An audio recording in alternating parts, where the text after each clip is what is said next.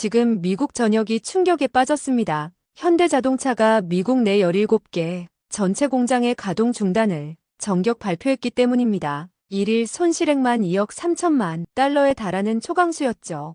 협력업체 340개까지 연쇄적으로 생산을 멈춘 상황입니다. 하지만 충격적인 사실은 이 모든 것이 단 한 명의 한국인 임직원 때문이었다는 것입니다. 과연 현대차는 왜 이런 극단적 선택을 했을까요? 잠깐, 한강의 울림, 한가은이에요. 구독과 좋아요 잊지 않으셨죠? 그럼 사연 같이 들어보시죠. 안녕하세요. 저는 현대자동차 미국 법인 전략기획실장 마이클 존슨입니다. 45년을 미국에서 살아오며 수많은 기업 위기를 겪어봤지만 이번 같은 상황은 처음이었어요. 그날 아침 9시 30분, 평소처럼 커피를 마시며 일일 생산량 보고서를 검토하고 있었습니다. 엘라베마 공장에서 하루 1200대, 조지아 공장에서 950대가 생산되고 있다는 수치를 확인하던 순간이었죠. 갑자기 비서 케이트가 급하게 달려왔어요. 그녀의 얼굴이 창백했거든요. 15년간 함께 일하면서 이런 표정을 본 적이 없었습니다. 케이트가 긴급 상황이라며 한국 본사에서 전화가 왔다고 알려줬어요. 저는 서둘러 전화를 받았습니다. 마이클, 큰일 났다. 이재민 부장이 FBI에 체포됐어. 박준혁 부장의 목소리가 평소보다 훨씬 낮게 들렸어요. 순간 머릿속이 하얘졌습니다. 이재민 부장은 현대차 미국 진출 프로젝트를 총괄하는 핵심 인물이었거든요. 지난 3년간 미국 현지화 전략을 완벽하게 설계한 인재였죠. 산업 스파이 혐의라는 말에 저는 즉시 고개를 저었어요. 테슬라 관련 기술 정보를 빼돌렸다는 터무니없는 혐의였습니다. 이재민 부장을 3년간 지켜본 결과 그런 일을 할 사람이 절대 아니었거든요. 오히려 회사 기밀 관리에 가장 엄격한 사람 중 하나였어요. 박 부장이 설명하는 증거들은 너무나 빈약했습니다. USB 하나와 이메일 몇 통이 전부인데 누가 봐도 조작된 것 같다는 거였어요. 하지만 FBI는 일단 구금하고 보자는 입장이었죠. 애틀랜타 연방구치소에 완전히 고립시켜 놓은 상태라고 했습니다. 저는 책상을 주먹으로 쳤어요. 미국 사법 시스템이 때로는 정치적으로 이용된다는 걸 잘 알고 있었거든요. 특히 요즘 같은 시기에는 더욱 그랬습니다. 가슴이 답답해졌어요. 동료가 억울한 누명을 쓰고 감옥에 갇혀 있다는 생각에 분노가 치밀어 올랐거든요. 그런데 더 큰 충격은 그 다음에 들은 박 부장의 말이었습니다. 마이클, 본사에서 결정했어. 내일 새벽부터 미국 내 모든 공장 가동을 중단한다. 저는 귀를 의심했어요. 전체 공장을 멈춘다는 게 믿기지 않았거든요. 하루에 2억 3천만 달러씩 손실이 나는 결정을 그렇게 쉽게 내릴 수 있다는 게 현실감이 없었습니다. 더구나 한 사람 때문에 말이에요. 제가 너무 극단적이지 않느냐며 다른 방법을 먼저 시도해보자고 제안했지만 박 부장의 대답은 단호했어요. 우리 동료를 버려두고 갈 순 없다는 거였습니다. 이재민 부장은 지난 3년간 현대차 미국 성장의 1등 공신이었다고요. 그 사람이 억울한 누명을 쓰고 있는데 가만히 있을 수는 없다는 논리였어요. 전화를 끊은 후 저는 한참 동안 멍하니 앉아 있었습니다. 창밖으로 보이는 엘라베마 공장에서는 여전히 직원들이 바쁘게 움직이고 있었거든요. 내일 새벽이면 이 모든 것이 멈춘다는 사실이 아직도 실감나지 않았어요. 다음날 새벽 5시, 저는 일찍 출근해서 공장 전체 방송을 준비했습니다. 마음이 무거웠어요. 1만 2천 명의 미국 직원들에게 어떻게 설명해야 할지 막막했거든요. 방송 버튼을 누르기 전 잠시 망설였습니다. 과연 이 결정이 옳은 걸까 하는 의문이 들었거든요. 미국에서 태어나 자란 저로서는 한국 본사의 이런 결정이 이해되지 않았어요. 전 직원 여러분, 긴급 사항을 알려드립니다. 오늘부터 당분간 모든 생산 라인 가동을 중단합니다. 떨리는 목소리로 방송을 시작했어요. 방송이 끝나자마자 제 사무실로 전화가 쏟아지기 시작했습니다. 현장 관리자들, 노조 대표들, 심지어 지역 정치인들까지 모두 당황스러워했거든요. 생산팀 매니저 톰이 급히 달려와 물었어요. 어제까지만 해도 생산 목표를 초과 달성하고 있었는데 도대체 무슨 일이냐는 거였습니다. 저는 깊게 한숨을 쉬며 상황을 설명했어요. 한국 본사 직원 한 명이 부당하게 구금돼서 항해 표시로 공장을 멈춘다고요. 한 명 때문에 전체를 멈춘다고요? 그럼 우리 1만 2천 명은 어떻게 되는 거죠? 톰이 눈을 크게 뜨며 물었어요. 정말 대답하기 어려운 질문이었습니다. 저 역시 같은 생각이었거든요. 노조 위원장 데이브도 곧바로 찾아와서 화난 목소리로 항의했어요. 조합원들 생계는 어떻게 할 거냐는 거였습니다. 한국인 간부 한 명 때문에 미국 노동자들이 피해를 봐야 하는 이유가 뭐냐고 따졌어요. 저는 그 질문에 제대로 답할 수 없었습니다. 솔직히 저도 본사의 결정이 과도하다고 생각했거든요. 미국식 사고방식으로는 이해할 수 없는 결정이었어요. 오후 2시, 지역 경제개발청장 로버트 윌슨이 직접 찾아왔어요. 그의 얼굴은 심각했습니다. 현대차를 엘라베마로 유치하기 위해 얼마나 많은 세제 혜택을 줬는지 알잖냐며 단호하게 말했어요. 지금 이 결정으로 인해 협력업체 340개사가 연쇄적으로 피해를 보고 있다는 거였습니다. 하루 지역경제 손실이 5억 달러를 넘어서고 있다는 숫자에 저는 충격을 받았어요. 단순히 현대차만의 문제가 아니었거든요. 수만 명의 미국인 가족들이 피해를 보고 있었습니다.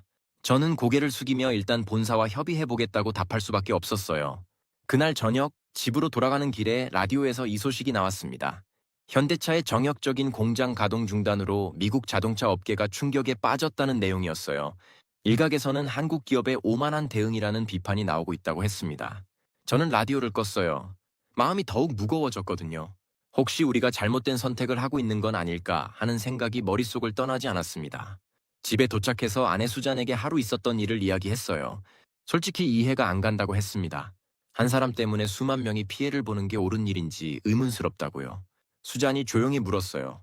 그 한국인 직원이 정말 억울하게 당한 거라면 어떨까? 만약 그게 당신이었다면 어떨 것 같냐고요. 저는 잠시 생각에 잠겼습니다. 만약 제가 억울한 누명을 쓰고 감옥에 갇혔는데 회사가 아무것도 하지 않는다면 어떤 기분일까요? 하지만 여전히 이 방법이 최선인지는 확신이 서지 않았어요. 셋째 날 아침, 저는 이재민 부장에 대해 더 자세히 알아보기로 결심했습니다. 혹시 제가 놓친 부분이 있을지도 모른다는 생각이 들었거든요. 사실 3년 동안 함께 일했지만 그의 개인적인 면은 잘 몰랐어요. 인사팀에서 이재민 부장의 인사 파일을 요청했습니다. 두꺼운 파일을 받아들고 놀랐어요. 그동안 몰랐던 사실들이 너무 많았거든요. 서울대학교 기계공학과를 졸업한 후 MIT에서 석사학위를 받았고 현대차에 입사하기 전에는 보스턴 컨설팅에서 3년간 일했다는 기록이 있었어요. 더 놀라운 건 그의 업적이었습니다. 2022년 현대차 미국 진출 초기 그가 설계한 현지 협력사 네트워크 덕분에 생산 원가를 15% 절감할 수 있었어요. 또한 그가 제안한 친환경 생산 시스템으로 연간 탄소 배출량을 3만 톤 줄였다는 기록도 있었습니다. 이런 사람이 산업 스파이라고? 저는 중얼거렸어요. 상식적으로 말이 안 되는 일이었습니다. 점심시간에 이재민 부장과 함께 일했던 엔지니어들을 만나봤어요. 그들의 증언은 더욱 놀라웠습니다. 생산기술팀 수석 엔지니어 김철수가 말해줬어요. 재민이 형은 정말 완벽주의자였어요. 그 회사 기밀을 다룰 때 가장 조심스러워하는 사람 중 하나였죠. 품질관리팀 매니저 이수진도 비슷한 증언을 했습니다. 이재민 부장이 USB나 개인 이메일 사용을 철저히 금지했다는 거였어요. 심지어 회의록도 반드시 사내 시스템으로만 작성하도록 지시했다고 했습니다. 그런 사람이 테슬라의 정보를 넘겼다는 게 말이 됩니까? 이수진이 황당해하며 물었어요. 저는 점점 확신이 들기 시작했습니다. 이재민 부장은 절대 그런 일을 할 사람이 아니었어요. 그렇다면 누군가 의도적으로 누명을 씌운 것일 가능성이 높았습니다. 오후에는 그가 담당했던 프로젝트들을 자세히 검토해봤어요. 그 중에서도 가장 눈에 띄는 건 미래형 전기차 배터리 효율화 프로젝트였습니다. 이 프로젝트로 현대차가 테슬라보다 20% 더 효율적인 배터리 시스템을 개발했다는 기록이 있었거든요. 잠깐, 이거 혹시 저는 뭔가 떠오르는 게 있었어요. 기술개발팀장 박성호를 급히 불러 물어봤습니다. 이 프로젝트 때문에 테슬라가 상당한 타격을 받았는지 궁금했거든요. 박 팀장의 대답은 충격적이었어요. 아, 그 프로젝트요? 테슬라 주가가 한때 12% 떨어졌어요. 우리 기술이 공개되면서 그들의 기술적 우위가 흔들렸거든요. 순간 모든 퍼즐이 맞춰지는 느낌이었습니다. 이재민 부장이 개발한 기술 때문에 테슬라가 큰 손해를 받고 그래서 누군가 그를 제거하려고 이런 음모를 꾸민 것일지도 모른다는 생각이 들었어요. 저는 즉시 박준혁 부장에게 화상회의를 요청했습니다. 제가 발견한 내용들을 모두 설명드렸어요. 박 부장도 같은 생각이었다며 고개를 끄덕였습니다. 마이클, 우리가 제대로 된 선택을 한 것 같아. 재민이는 정말 억울하게 당한 거야. 그날 밤, 저는 처음으로 마음이 조금 편해졌어요. 적어도 우리가 무고한 동료를 위해 싸우고 있다는 확신이 들었거든요. 하지만 여전히 궁금한 게 있었습니다. 과연 누가 왜 이런 일을 벌인 걸까요? 넷째 날, 상황이 급격히 악화됐습니다. 아침 뉴스에서 현대차 공장 중단 소식이 톱뉴스로 다뤄졌거든요. 더 심각한 건 정치인들이 개입하기 시작했다는 거였어요. 오전 10시 CNN에서 제임스 윌리엄스 연방검사가 인터뷰하는 걸 봤습니다. 그의 발언은 충격적이었어요. 현대차의 이런 행동은 미국 사법부에 대한 명백한 압박이며 용납할 수 없는 일입니다. 우리는 어떤 외압에도 굴복하지 않을 것입니다. 화면에 나온 윌리엄스 검사의 표정은 단호했어요. 그런데 제가 보기에는 뭔가 과도하게 공격적이었습니다. 마치 이 사건을 정치적으로 이용하려는 의도가 엿보였거든요. 점심시간에는 더 충격적인 소식이 들려왔어요. 팍스 뉴스에서 반한 감정을 부추기는 보도를 내보낸 거였습니다. 한국 기업들이 미국을 무시하고 있다는 식의 논조였어요. 이건 너무 심하잖아. 저는 혼잣말을 했습니다. 오후 2시, 엘라베마 주지사 사무실에서 연락이 왔어요. 주지사가 직접 현대차 본사에 항해 서한을 보냈다는 내용이었습니다. 현대차의 일방적인 공장 중단으로 주 경제가 심각한 타격을 받고 있다며 즉시 정상화하라는 요구였어요. 저는 깊은 한숨을 쉬었습니다. 상황이 점점 정치적 이슈로 번지고 있었거든요. 단순한 기업 차원의 문제가 아니라 한미 관계 전체에 영향을 미칠 수 있는 사안이 되어가고 있었어요. 오후 4시쯤 더욱 심각한 소식이 들려왔습니다. 워싱턴에서 일부 의원들이 현대차에 대한 제재 법안을 검토하고 있다는 거였어요. 미국 내 사업 허가를 재검토하겠다는 위협이었습니다. 이렇게까지 될 줄은 몰랐는데 저는 책상에 앉아 머리를 감쌌어요. 그때 갑자기 박준혁 부장에게서 긴급 화상회의 요청이 왔습니다. 화면 속 박 부장의 얼굴은 굳어 있었어요. 마이클, 큰일이다. 방금 워싱턴 소식통에서 연락이 왔는데 이 사건 뒤에 로비스트들이 개입했다는 정보를 입수했어. 로비스트요? 그래. 테슬라와 연결된 정치 컨설팅 회사에서 윌리엄스 검사 쪽에 상당한 정치 자금을 지원했다는 거야. 이번 사건을 키워서 현대차를 견제하려는 의도로 보여 저는 등골이 서늘해졌어요. 단순한 산업 스파이 사건이 아니라 치밀하게 계획된 음모였다는 뜻이었거든요. 테슬라 입장에서는 현대차의 배터리 기술이 위협적이었을 테니까 이런 방법으로 견제하려고 한 것 같았어요. 그렇다면 우리가 더욱 버텨야겠네요. 제가 말했습니다. 마야. 하지만 압박이 만만치 않을 거야. 정치적 공세가 더 거세질 것 같아. 화상회의를 마친 후 저는 창밖을 바라봤습니다. 멈춰선 공장의 모습이 을씨년스러워 보였어요. 하지만 이제는 확신이 들었습니다. 우리는 정의로운 일을 하고 있다고요. 그날 저녁 뉴스에서는 현대차 사태가 메인 뉴스로 다뤄졌어요. 각종 전문가들이 나와서 분석을 했는데 대부분 현대차의 대응이 과도하다는 의견이었습니다. 하지만 그 중에서 한 명, 국제정치 전문가 로버트 킴 교수만큼은 다른 관점을 제시했어요. 이번 사건을 단순히 기업의 항의로만 볼 수는 없습니다. 만약 정말로 누명을 쓴 것이라면 현대차의 대응은 충분히 이해할 수 있어요. 킴 교수의 발언이 저에게는 위로가 됐습니다. 적어도 우리 편에서 생각해주는 사람이 있다는 걸 알 수 있었거든요. 밤 11시 집에 돌아와서 뉴스를 정리해봤어요. 상황은 분명 어려웠지만 진실은 언젠가 밝혀질 거라는 믿음이 있었습니다. 내일은 또 어떤 일이 벌어질지 궁금했어요. 다섯째 날 아침, 저는 완전히 다른 세상에서 눈을 떴습니다. 뉴욕타임스 한 면에 현대차 기사가 실렸거든요. 하지만 이번에는 논조가 달랐어요. 경제 전문 기자가 쓴 분석 기사였는데 현대차 공장 중단의 실제 경제적 파급 효과가 상상 이상이라는 내용이었습니다. 기사를 읽어보니 충격적이었어요. 현대차와 직접 연결된 1차 협력업체만 10출계사였는데 이들이 모두 생산을 중단하면서 2차, 3차 협력업체까지 연쇄적으로 타격을 받고 있다는 거였어요. 전체적으로 34만 개의 일자리가 영향을 받고 있다는 분석이었습니다. 더 놀라운 건 지역별 경제 손실 규모였어요. 엘라베마주만 해도 하루 3억 2천만 달러, 조지아주는 2억 8천만 달러의 손실이 발생하고 있었습니다. 일주일이 지나면 남부 5개 주 전체 GDP의 0.3%에 해당하는 손실이 날 것으로 예측됐어요. 아침 9시 제 사무실 문이 거세게 열렸습니다. 엘라베마 상공회의소 회장 리처드 브라운이 얼굴을 붉히며 들어왔어요.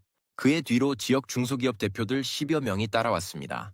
브라운 회장이 손에 든 서류를 책상에 내려놓으며 말했어요. 이게 바로 현대차 때문에 피해를 보고 있는 기업들 명단이라는 거였습니다. 자동차 부품 제조업체부터 운송회사, 심지어 주변 식당들까지 모두 매출이 급감하고 있다고 했어요. 특히 충격적이었던 건 작은 가족 기업들의 이야기였습니다. 3대째 가족이 운영하고 있는 금속과 공업체 사장이 눈물을 글썽이며 말했어요. 현대차 주문이 전체 매출의 80%를 차지하는데 이대로 가면 직원 45명을 모두 해고해야 할 상황이라는 거였습니다. 저는 그들의 이야기를 들으며 마음이 무거워졌어요. 이재민 부장을 구하려는 우리의 의도는 좋지만 너무 많은 무고한 사람들이 피해를 보고 있다는 현실을 직면해야 했거든요. 오후 2시 더욱 극적인 상황이 벌어졌습니다. 지역 노조연합에서 현대차 본사 앞에서 시위를 벌인다는 소식이 들려왔어요. 미국 노동자들의 생계를 볼모로 한국 기업이 정치적 압박을 가하고 있다는 구호를 외치며 항의할 계획이라고 했습니다. 저는 박준혁 부장에게 긴급 화상통화를 걸었어요. 상황이 더 이상 방치할 수 없는 단계에 이르렀다고 보고했습니다.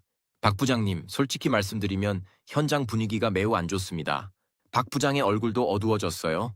서울에서도 비슷한 압박을 받고 있다고 했습니다. 정부 당국자들이 사태 조기 수습을 촉구하고 있고 주주들도 우려를 표명하고 있다는 거였어요. 그런데 그때 박 부장이 의미심장한 말을 했습니다. 하지만 마이클, 우리가 포기하면 안 되는 게 있어. 방금 전 워싱턴 변호사로부터 연락이 왔는데 이재민 사건에 대한 새로운 증거를 찾았다는 거야. 제 심장이 빨리 뛰기 시작했어요. 드디어 반전의 기회가 온 것일까요? 어떤 증거인가요? 박 부장이 설명해준 내용은 놀라웠습니다. FBI가 압수한 USB에서 발견된 파일들의 메타데이터를 분석한 결과 파일 생성 시점에 이재민 부장이 한국에 있었다는 사실이 밝혀졌다는 거였어요. 즉, 물리적으로 그 파일을 만들 수 없었다는 뜻이었습니다. 더욱 중요한 건 그 시각에 실제로 현대차 미국 법인 시스템에 접속한 사람의 IP 주소를 추적했더니 전혀 다른 인물로 밝혀졌다는 거였어요. 누구죠? 아직 확실하지는 않지만 테슬라 출신 엔지니어로 추정돼 작년에 우리 회사에 입사한 직원 중 한 명이야. 순간 온몸에 소름이 돋았습니다. 내부에 스파이가 있었다는 뜻이었거든요.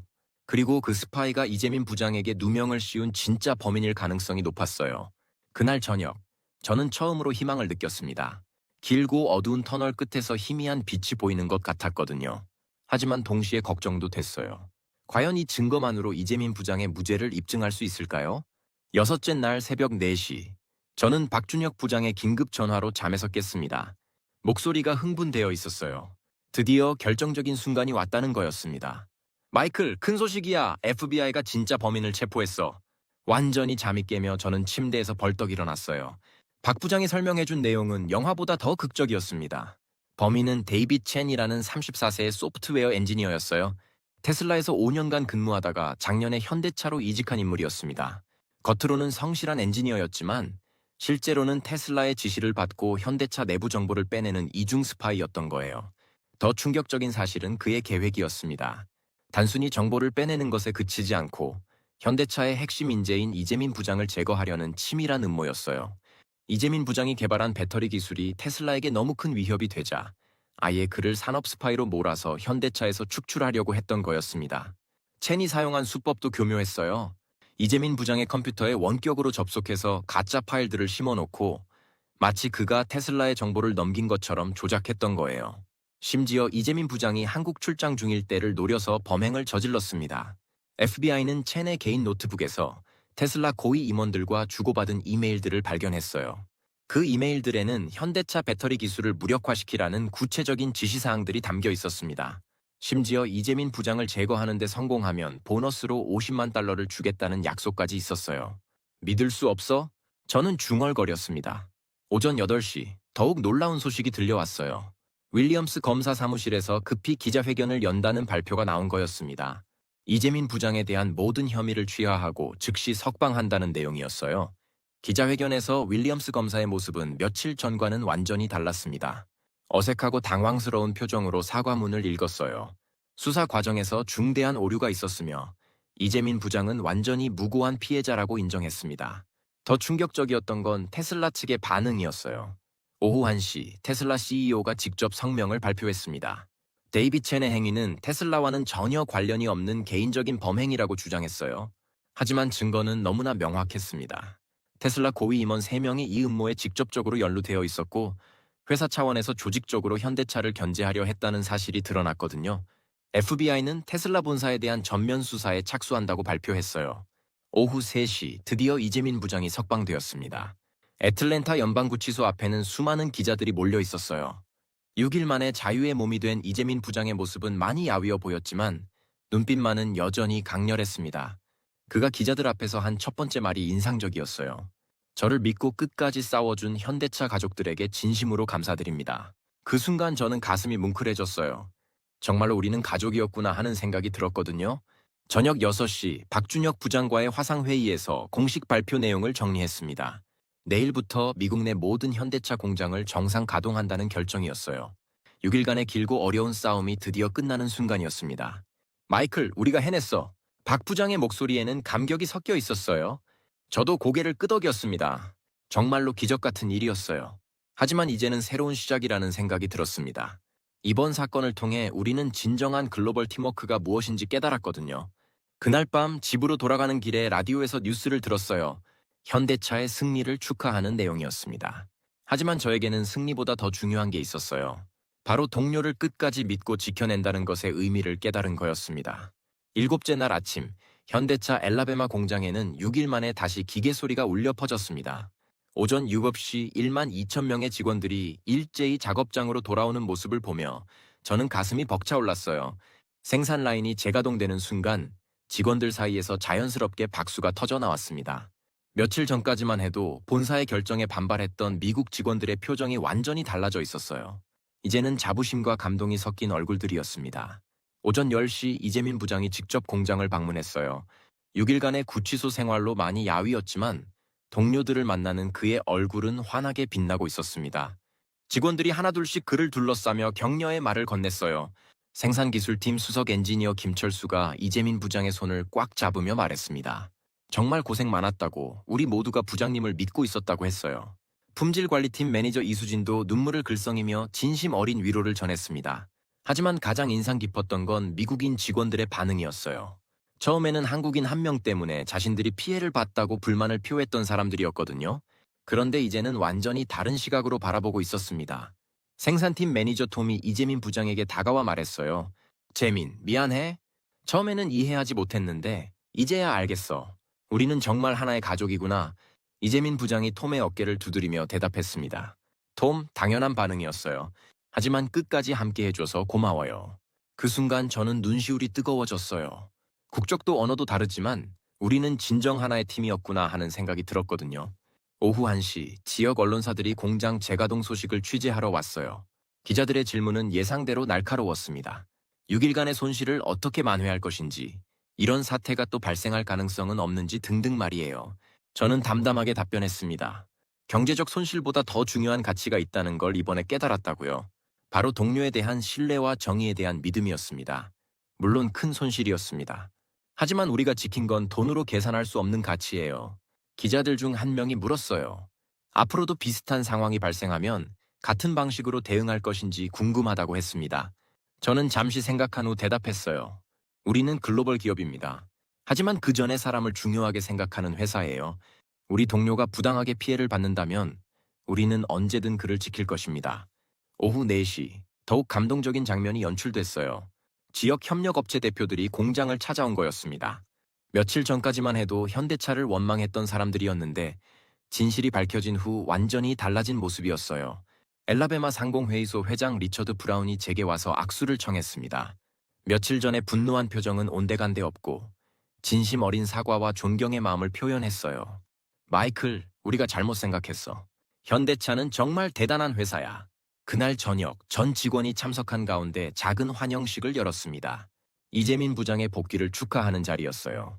한국 음식과 미국 음식이 함께 준비된 뷔페 테이블 앞에서 직원들은 진심으로 기뻐했습니다. 이재민 부장이 마이크를 잡고 짧은 소감을 말했어요.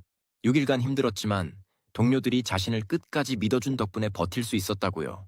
그리고 이번 일로 현대차라는 회사에 더욱 자부심을 느끼게 됐다고 했습니다. 박수가 터져 나오는 가운데 저는 문득 깨달았어요. 우리가 이긴 건 단순히 법정 싸움이 아니었습니다. 진정한 기업 문화와 가치관의 승리였어요. 한 달 후, 저는 서울 현대차 본사를 방문했습니다. 이번 사건 이후 처음으로 한국을 찾는 것이었어요.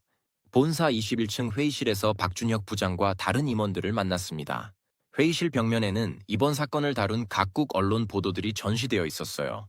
월스트리트 저널, 파이낸셜 타임스, 심지어 독일과 일본 언론까지도 현대차의 대응을 긍정적으로 평가한 기사들이었습니다. 박준혁 부장이 미소를 지으며 말했어요. 마이클, 우리가 해낸 일이 정말 대단한 것 같아. 전 세계가 주목하고 있어. 정말 그랬습니다. 이번 사건은 단순히 한 기업의 위기 대응 사례를 넘어서 글로벌 시대 기업 경영의 새로운 패러다임을 제시했다는 평가를 받고 있었어요. 하버드 비즈니스 스쿨에서는 이번 사건을 케이스 스터디로 만들어 수업에 활용하겠다고 연락이 왔고 여러 경영학 교수들이 연구 논문을 발표하고 있었습니다. 무엇보다 놀라운 건 현대차에 대한 글로벌 인식 변화였어요. 브랜드 가치 평가에서 현대차는 20% 상승했고 미국 내 현대차 판매량도 전년 대비 35% 증가했습니다. 사람들이 우리를 다르게 보기 시작한 것 같아요. 제가 말했습니다. 박 부장이 고개를 끄덕였어요. 단순히 좋은 차를 만드는 회사가 아니라 진정한 가치를 추구하는 기업으로 인식되고 있다는 거였습니다. 오후에는 더욱 감동적인 소식을 들었어요. 현대차 그룹 차원에서 글로벌 가족 기금을 신설한다는 발표였습니다. 전 세계 현대차 임직원과 그 가족들이 부당한 피해를 받을 경우 법적 지원과 생활비를 지원하는 제도였어요. 이재민 부장도 회의에 참석했는데 그의 모습은 완전히 달라져 있었어요. 한 달 전보다 더욱 당당하고 자신감 넘치는 모습이었습니다. 이번 일로 제가 더 성장한 것 같아요. 이재민 부장이 말했습니다. 앞으로 더 큰 책임감을 갖고 일하겠습니다. 그는 이미 새로운 프로젝트를 시작하고 있었어요. 현대차의 배터리 기술을 한 단계 더 발전시키는 차세대 에너지 솔루션 개발이었습니다.